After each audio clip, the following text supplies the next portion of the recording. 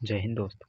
आज हम 12th class के पद्य खंड का पहला पाठ मलिक मोहम्मद जायसी द्वारा रचित कड़बक का अर्थ लाइन बाय लाइन समझेंगे। तो दोस्तों इस दमदार चैप्टर को शुरू करते हैं।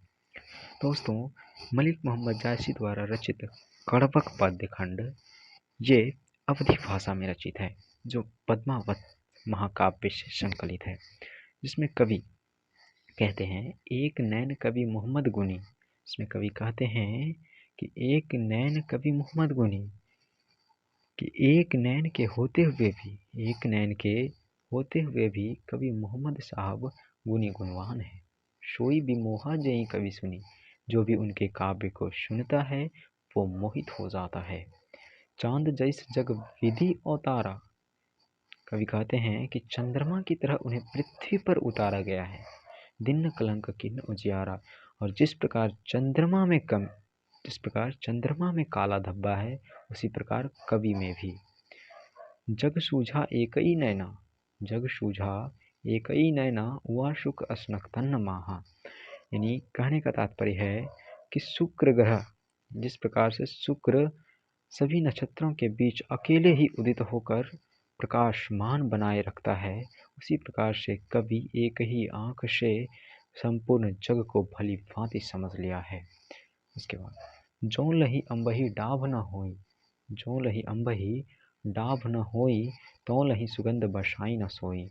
जो लही अम्बही डाभ न होई, कहने का तात्पर्य है कवि का कि जब तक आम में नुकीली डाभ नहीं होती, नुकीली मंजरी नहीं आती, तब तक उसमें सुगंध नहीं आती।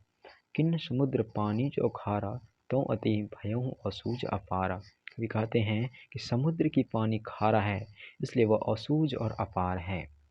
जो सुमेरु त्रिशूल विनाशा, भा कंचन गिरिलाग आकाशा। कवि कहते हैं कि सुमेरु पर्वत को, ये पर्वत है सुमेरु, ठीक है, सुमेरु पर्वत को त्रिशूल से भेदा गया और वो स्वर्णगिरी होकर, कंचनगिरी यानी स्वर्णगिरी होकर आकाश तक ऊंचा हो गया। जो लही घरी कलंक न पड़ा, कवि कहते हैं कि जब तक घरिया में मैल नहीं आती, यानी जो लही घरी कलंक न पड़ा, यानी जब तक घरिया में मैल नहीं आती, तब तक उसमें कंचन करा, यानी कि तब तक उसमें सोने जैसी चमक नहीं आती। एक नैन जस दर्पण औ, ते ही निर्मल भाव, सब रूपवंत गही मुख, जोई कई चाओ। यानी कवि कह रहे हैं कि एक नैन जस दर्पण औ, ते ही निर्मल भाव।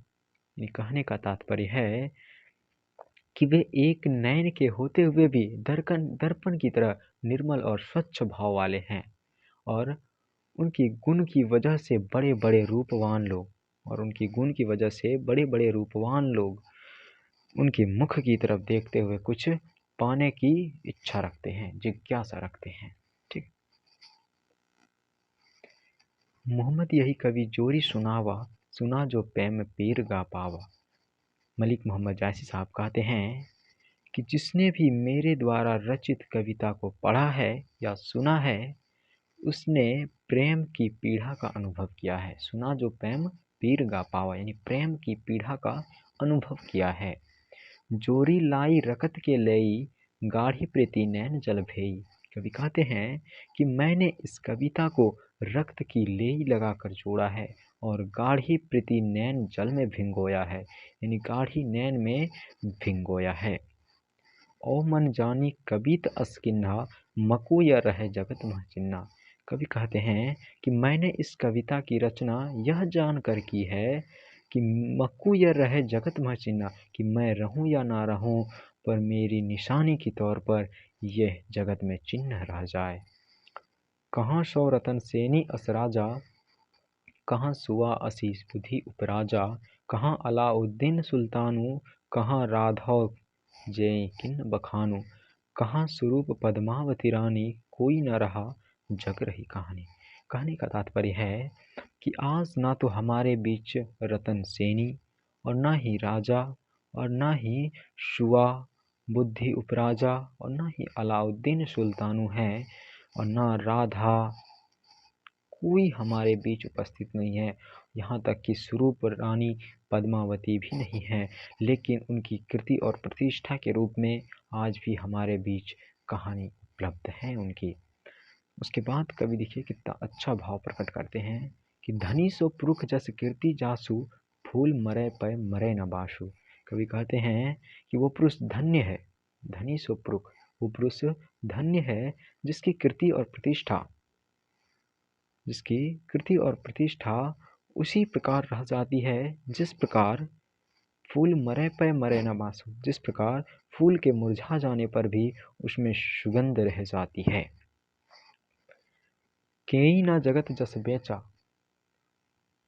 केई ना जगत जस बेचा, केई ना लिन्ह जस मोल, जो यह पढ़े कहानी हम संवरें दुई बोल। कवि कहते हैं आज तक कोई संसार में ऐसा पैदा नहीं हुआ कि कोई अपनी कृति को बेच दे और कोई इस कृति को खरीद ले।